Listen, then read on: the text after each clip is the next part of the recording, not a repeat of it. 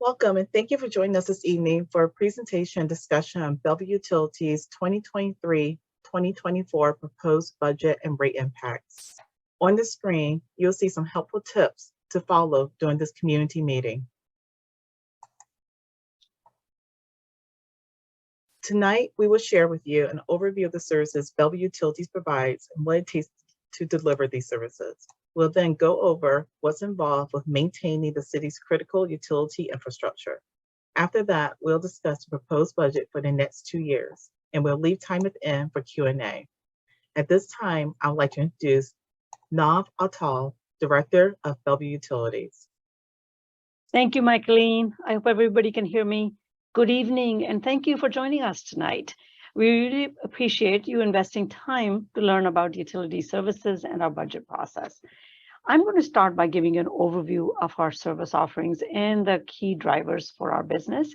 And then we also have other members of the utilities leadership team who will go into more detail on certain aspects of our business, such as maintenance activities and infrastructure investments.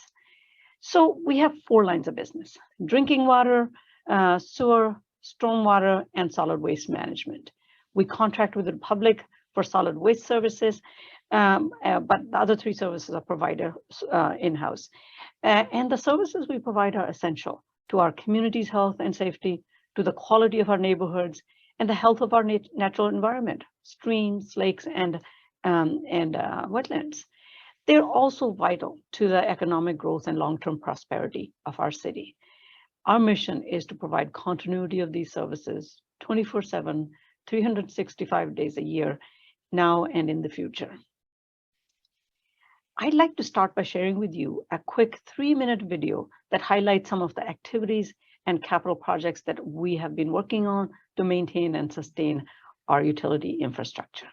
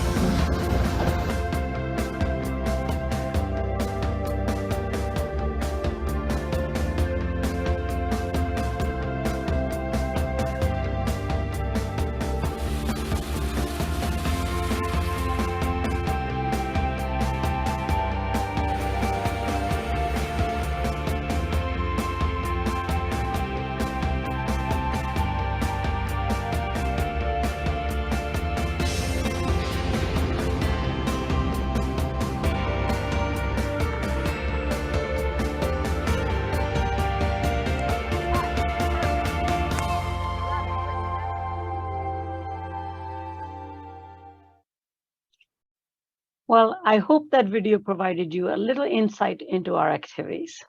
Next, I want to show you some of our service areas and the challenges of each area.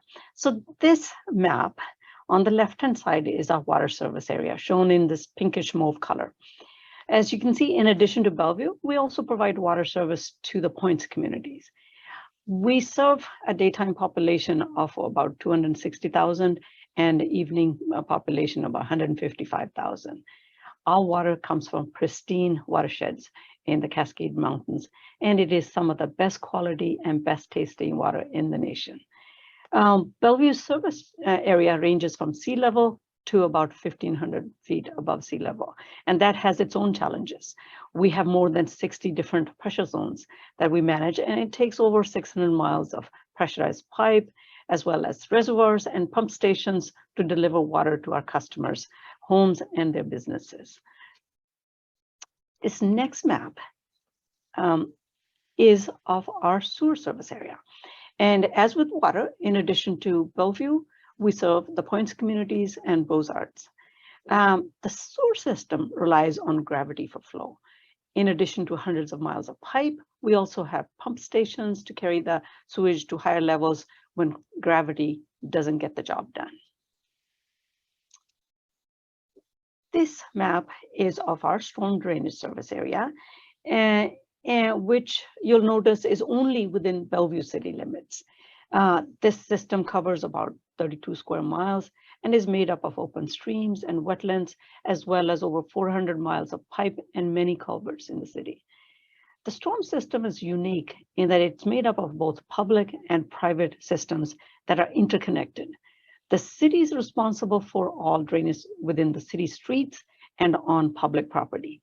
Private property owners are generally responsible for the drainage systems on their own property. This creates a patchwork of ownership and responsibilities that makes management of the system more complex and challenging. Our services are largely invisible to the public and often out of sight and out of mind, unless there's a disruption of services. And for us, we often say that success is measured by the absence of failures. You may not be aware of this, but utilities actually operates as a business within the city structure. What's more, by law, each utility, water, sewer, and storm, must be managed as a standalone business and must be kept financially self-sustaining and separate. Utilities gets no tax revenues. Rates that our customers like yourself pay are our primary source of funding. And our revenues generally don't increase every year without rate increases. With ongoing conservation and more water efficient appliances, population growth does not translate into meaningful revenue growth. And as you've probably already gathered, utilities is a very capital intensive industry with lots of infrastructure to maintain. And the other thing is that our services are not scalable.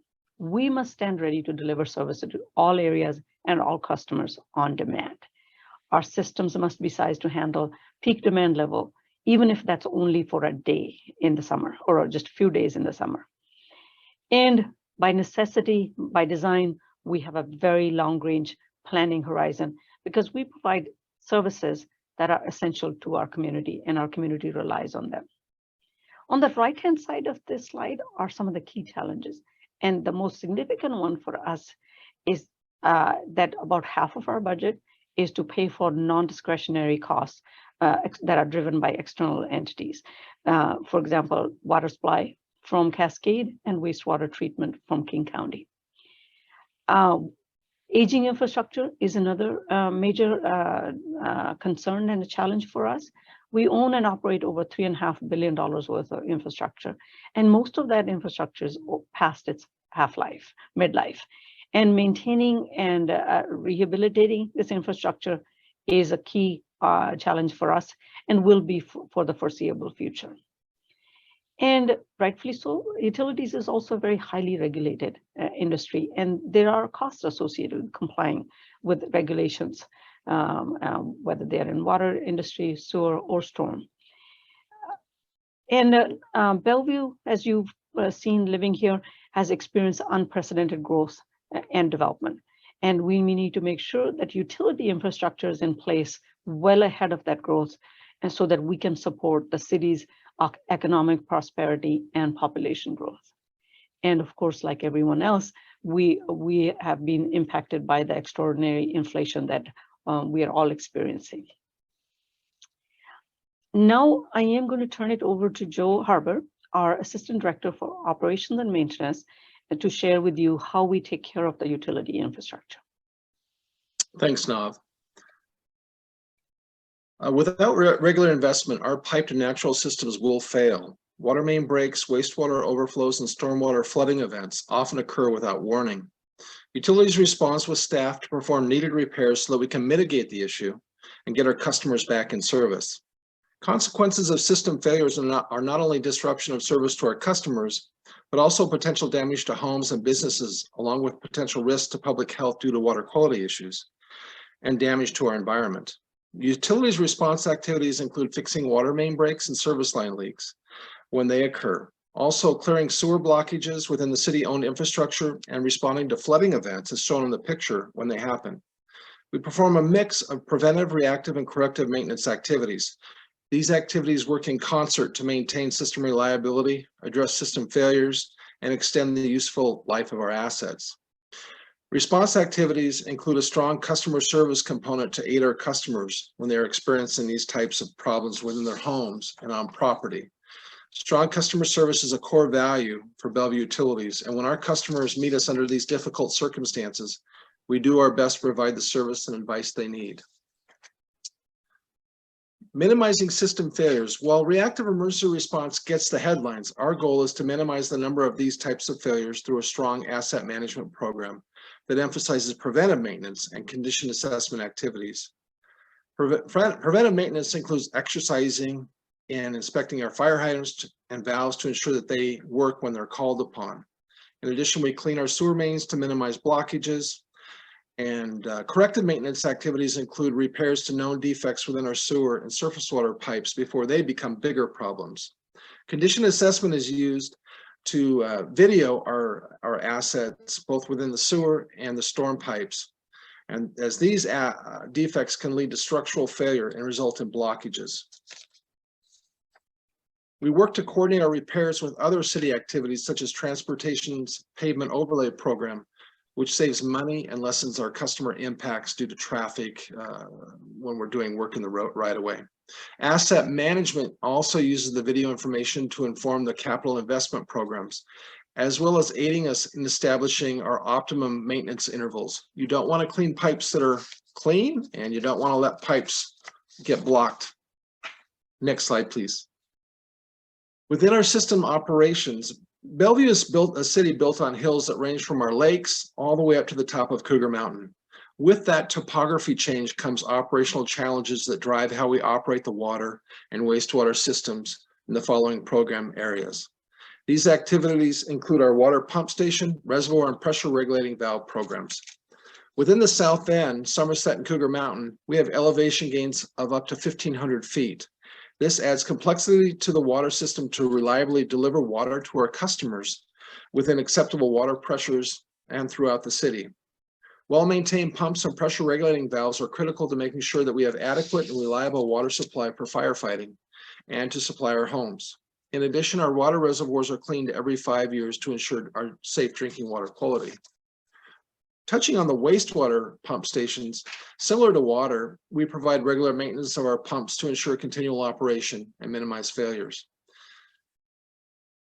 Pumps often do fail and need to be taken out of service. Because of this, our wastewater pump stations have multiple pumps for redundancy. As you can see within this, you can't see the pumps in Bellevue's pump station in the picture here, but that pump station has the ability to have 4 pumps put in place to serve the downtown CBD. I want to note that most of the wastewater pump stations are located near the shorelines of Lake Washington and Lake Sammamish, and this proximity heightens the awareness and concern for any failures of overflows into our lakes. Telemetry and security system programs involve the maintenance and repair of our utilities telemetry system. This system allows us to monitor and measure information such as reservoir levels, water pressure and flows, sewer pump station levels from the And we do this from the Supervisory Control and Data Acquisition System, also known as SCADA. When we think of operating these systems, this is how we ensure we know what's happening at our pump station reservoirs, and we can make operational adjustments when needed. For example, firefighting often needs us to come in and make sure we have adequate pressures and flows to fight a fire. Next slide, please. We have to maintain compliance with our regulators, for example, drinking water quality regulatory compliance. It's regulated by the Federal Safe Drinking Water Act, with the Washington Department of Health having the lead on implementing that act. Major areas include the lead and copper rule, which we've heard a lot about over the years, such as Flint, Michigan, and in our public schools to make sure we have proper corrosion control to minimize the chance of lead and copper problems. Also, coliform monitoring to protect our public health. We have a sampling program where we look at 150 bacteriological samples monthly to make sure our water is fine and has good chlorine residuals. Finally, we have our annual drinking water quality report, which just came out in the past June, which informs our customers of what's in our drinking water and helps them better understand both the complexities of maintaining water quality, but also how we operate our systems. Lastly, the surface water compliance with the Federal National Pollution Discharge Elimination System, NPDES for short. That's a Federal Clean Water Act requirement overseen by the Washington Department of Ecology, and it allows us to discharge our stormwater runoff from the municipal drainage systems into the state surface waters. And that's under the conditions outlined in the NPDES permit. And with that, let me pause and see if we have any questions in the chat. I think we had one. And Joe, I was thinking that it. maybe we could take time at the end to address, because some of those questions might get answered as we go through the presentation. And that is not one I would be looking to answer at this time. So I'm going to turn it over to Linda DeBolt, our Assistant Director for Engineering. And Linda's going to present to you the proposed capital investment program for 2023 through 2029. Linda. Thank you very much, Joe. The Capital Investment Program, or CIP for short, is important for utilities to continue providing water, wastewater, and stormwater services to our customers. The CIP is a 7-year ongoing program in which we invest utility funds into many different programs and projects for Bellevue's utility infrastructure. The proposed CIP budget for the 7-year period is approximately $318 million and is divided into 4 major areas of investment. As shown here, the utility continues to make the most investments in the renewal and replacement of aging infrastructure. This area of investment is crucial for continued service reliability for our customers. We actively use asset management principles and methods to ensure continued reliability of utility services at the lowest total long-term cost. We assess the age and condition of infrastructure assets, as well as the risk and consequences of asset failure. This allows us to make the best decisions on when the asset should be replaced, not too soon, as we want to get the most service life out of each asset, but also not too late, since we want to minimize asset failure and negative impacts to customers. The environmental preservation category includes programs that fund important flood protection projects, as well as programs to preserve and improve the condition of our valuable stream resources in the city.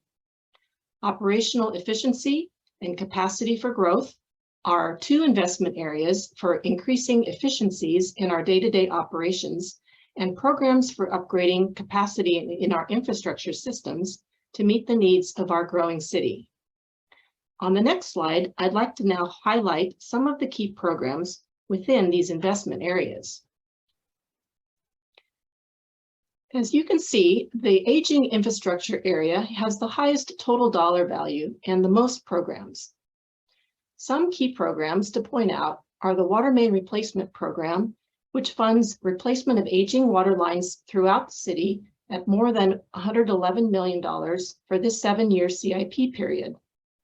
Our reservoirs and water pump station programs are also very important, especially considering, as Joe noted earlier, that parts of Bellevue have hilly topography, which makes it necessary to manage the different pressure zones in our water supply system. Rehabilitation or replacement of sewer and storm infrastructure, such as pump stations and pipelines, will keep these systems running now and well into the future to ensure the health and safety of our communities while protecting our precious natural systems as well. The environmental preservation category includes programs for stormwater flood protection, as well as protecting and enhancing the city's streams and fish resources. Capacity for growth, this category focuses on providing additional water supply for our growing west operating area, which includes the neighborhoods of downtown, Belle Red, and Wilburton.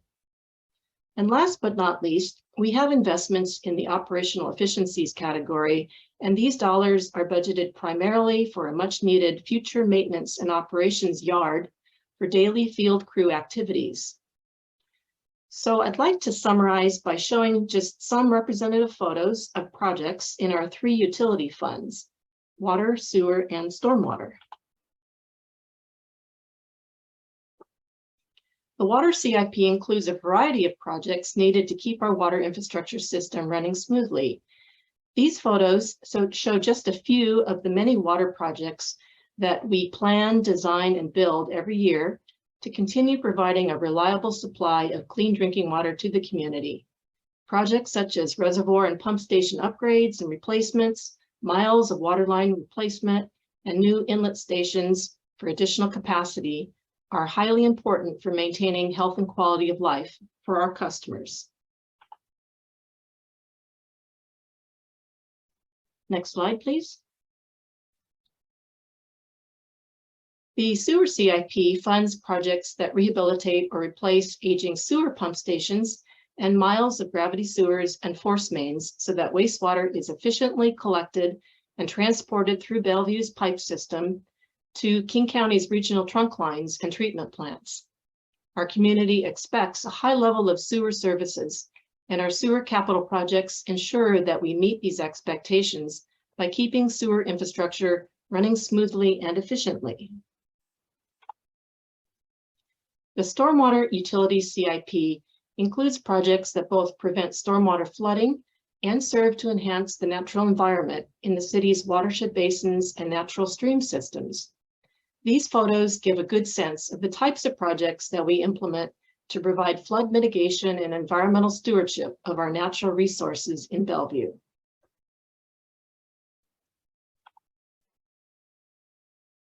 So thank you, and I'd like to now pass the baton to Director Navo Tal to discuss the utilities biennial budget and rates proposal. Thank you, Linda. Thank you. So as we discussed earlier, our only source of funding is the rates that you pay through your utility bill. And we go through a very rigorous process every 2 years to determine our budget and rates. The rates are not decided in isolation. It is actually a very careful process with many levels of scrutiny and input. It begins with the utilities leadership team, providing that first layer of review. Fiscal stewardship is very important to our team. We understand that we run a monopoly. If you live in Bellevue, you don't have a choice of getting your utility services elsewhere. It is our job to make sure that every financial decision we make is the best use of customer resources and rates. Our budget and rates is also reviewed in detail by the Environmental Services Commission. The commission is a 7-member citizen advisory committee appointed by the council. Over the last few months, the commission reviewed the budget in detail over 9 meetings. The commission's role is to provide a recommendation to City Council on utilities, budget, and rates. They hold a public hearing and gather comments before making that formal recommendation to Council. Utilities is unique in that it is the only department in the city whose budgets, both operating and capital, are reviewed by such a commission. The budget and rates are also reviewed by the city manager before he decides what to forward to the City Council for consideration. And finally, after this rigorous process, the budget is presented to Council for their review and consideration before adoption. So the next slide shows you, thank you, that utilities is based on policies adopted by Council. And it is designed to accomplish a number of goals. These policies are critical to ensure that we continue to provide sustainable utility services for generations to come. The budget provides predictable and smooth rates. For this reason, we forecast our rates not for 2 years budget or 7-year CIP, but over 75 years, which is sort of the average lifespan of our system assets. Wholesale costs from our regional providers are passed through to the customers so that these costs do not hamper our ability to deliver services to Bellevue customers. We set rates to recover full cost of providing utility services now and in the future.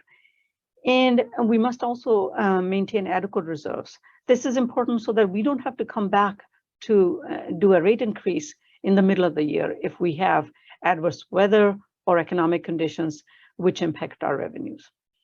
And we invest in, as you saw already with Linda's presentation, we have to invest in our utility infrastructure. And whether that's putting money in the ground in terms of projects or putting money aside for future needs. And as utility systems age, many agencies across the country are going to be facing double-digit rate increases to pay for infrastructure investments. This will not happen in Bellevue because we are one of the very few cities in the nation that is putting money aside for infrastructure renewal and replacement.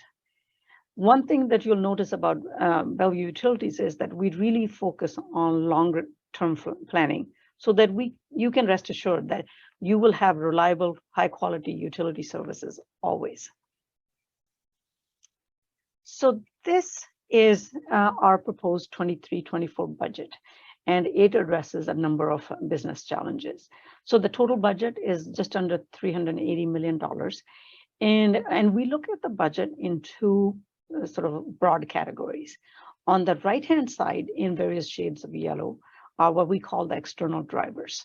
These are the bills we pay others. This includes wholesale payments for water supply and from Cascade, and it includes wastewater treatment from King County. It also includes taxes that we pay to the city and state as a business operating within the city of Bellevue, and it includes what we call support services from other city departments such as HR, IT, and finance services, and includes services such as rent that we pay for our offices here at City Hall. Together, these bills make up more than half of our budget and are largely out of our control.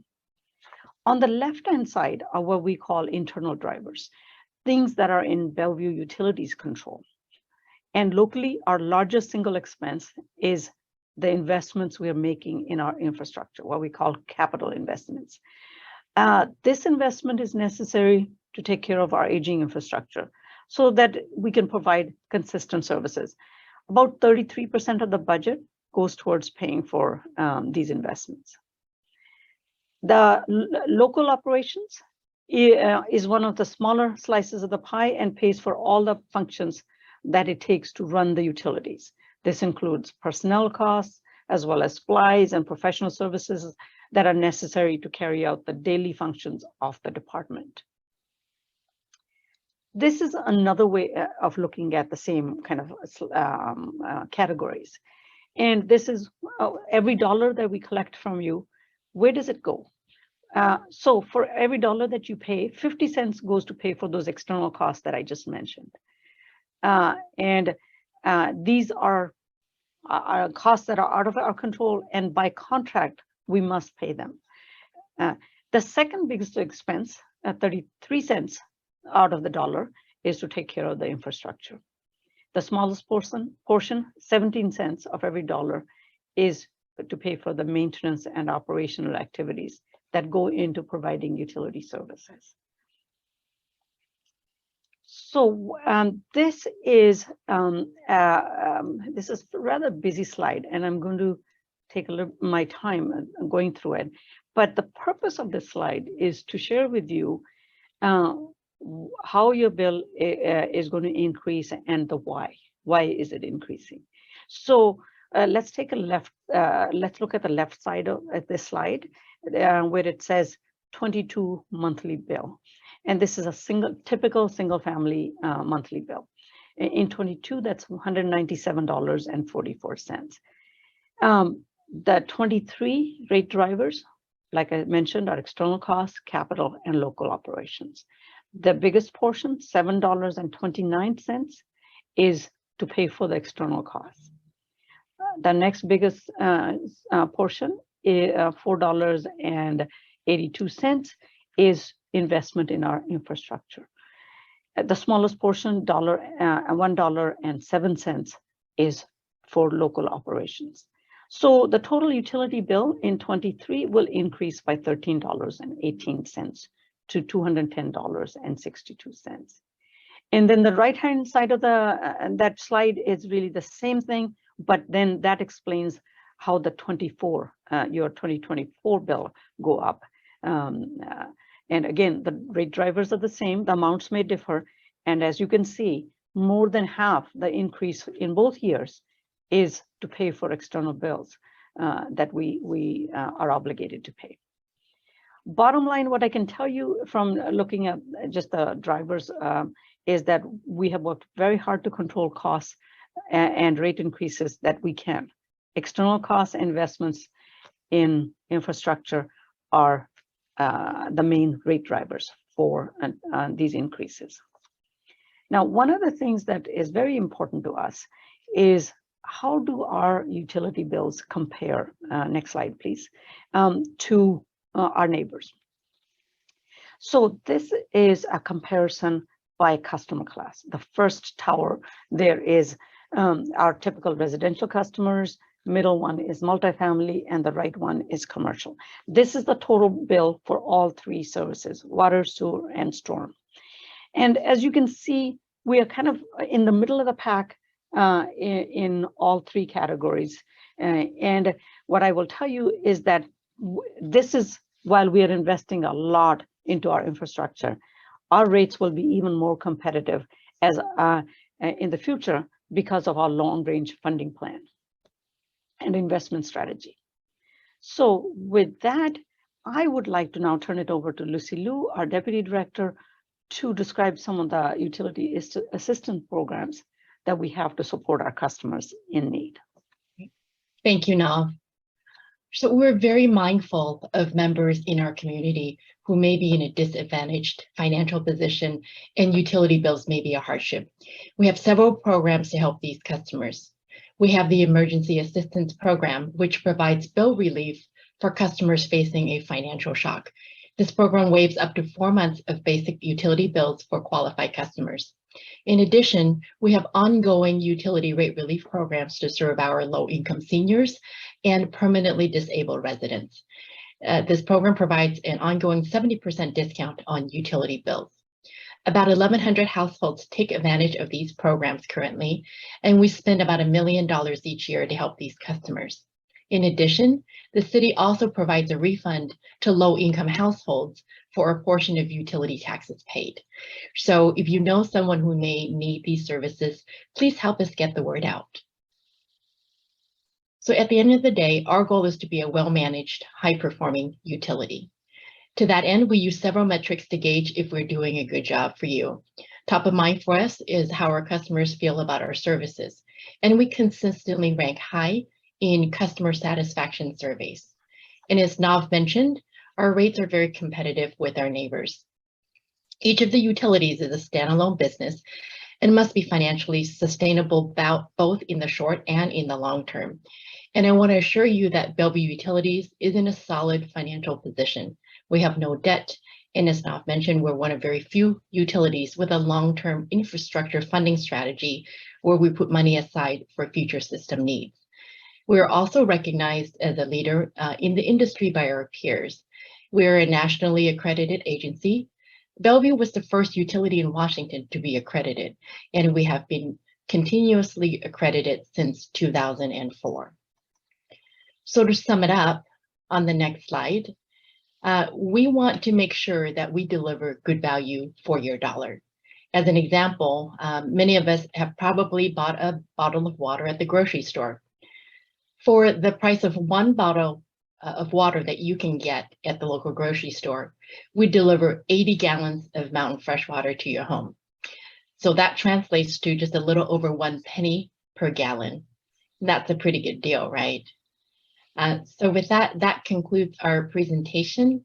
At this time, we're very happy to answer questions you may have.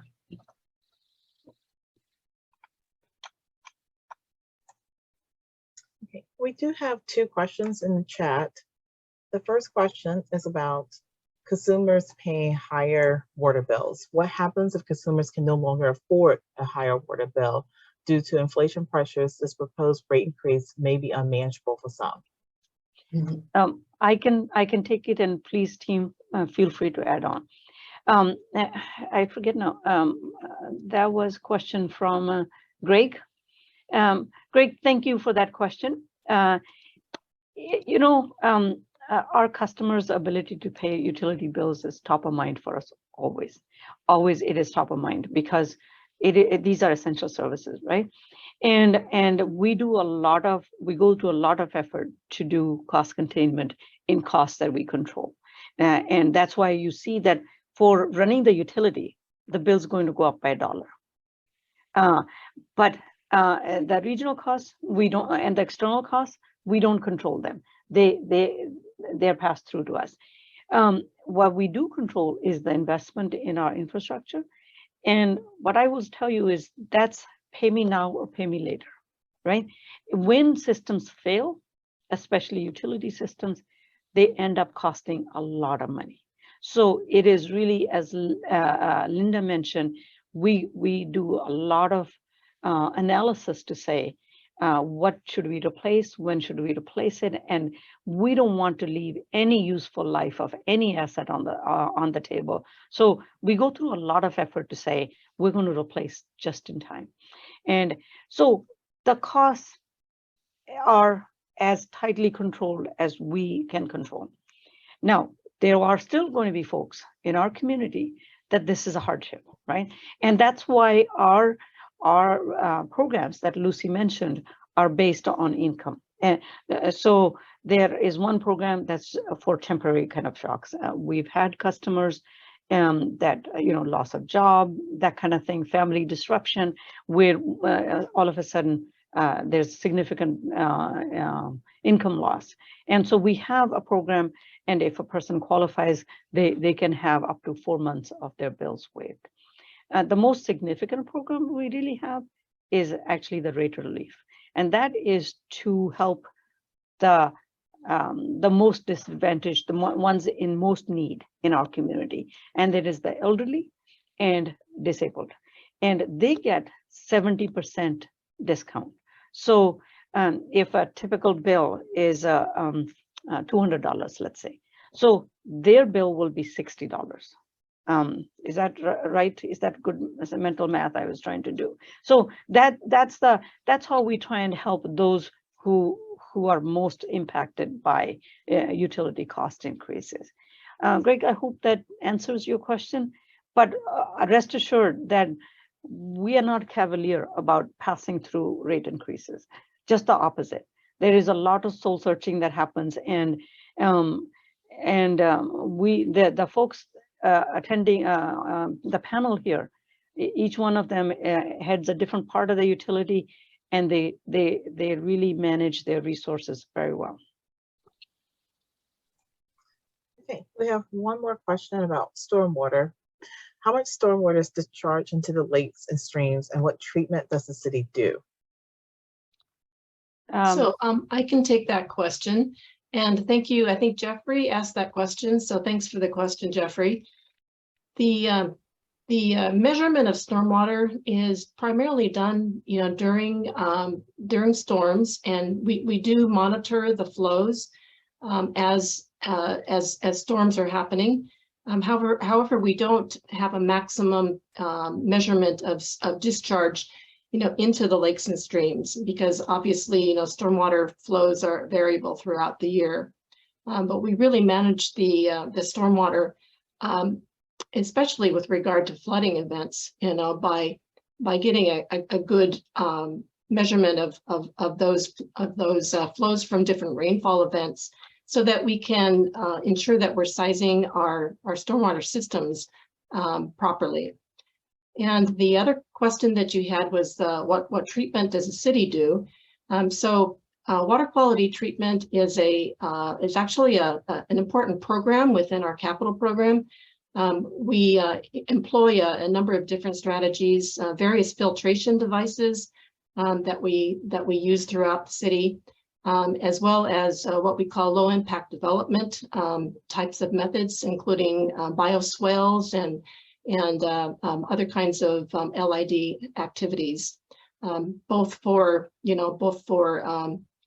city right-of-way as well as parcel properties throughout the city. I would just add, Linda, and it's a great question. I would just add that all of those catch basins you see